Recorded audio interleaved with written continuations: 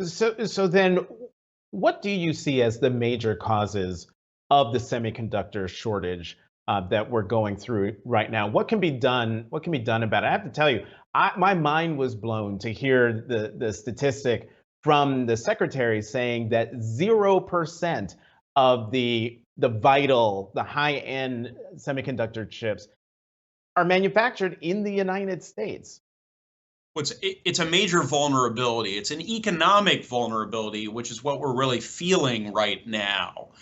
This is what workers in Indiana's auto assembly plants are feeling. This is what many consumers are feeling when they go to buy consumer electronics and they see the prices of so many of those goods have increased, in part because of this bottleneck we've seen in the supply chain.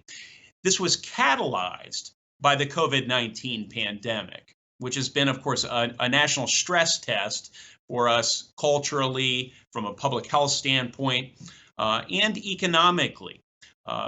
What has really happened here, Jonathan, is over the course of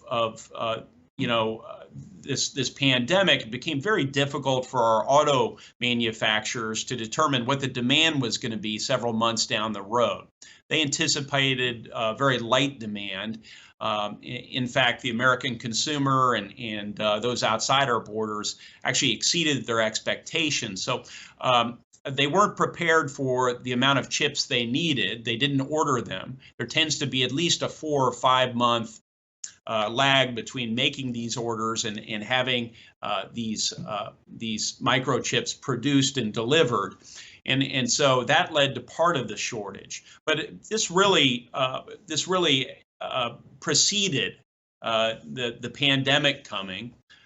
This is why in 2019 there was legislation, the CHIPS Act, that was part of the National Defense Authorization Act, because our fabrication plants in the United States are at 90% of capacity. They're at 90% of capacity because increasingly our national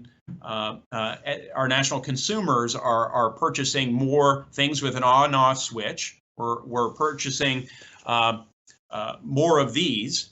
This phone right here, this iPhone has, I'm told, 8 of those high-end chips in it. And so the things that we buy in this 21st century economy are increasingly run on these sorts of chips. So it's catalyzed by the pandemic.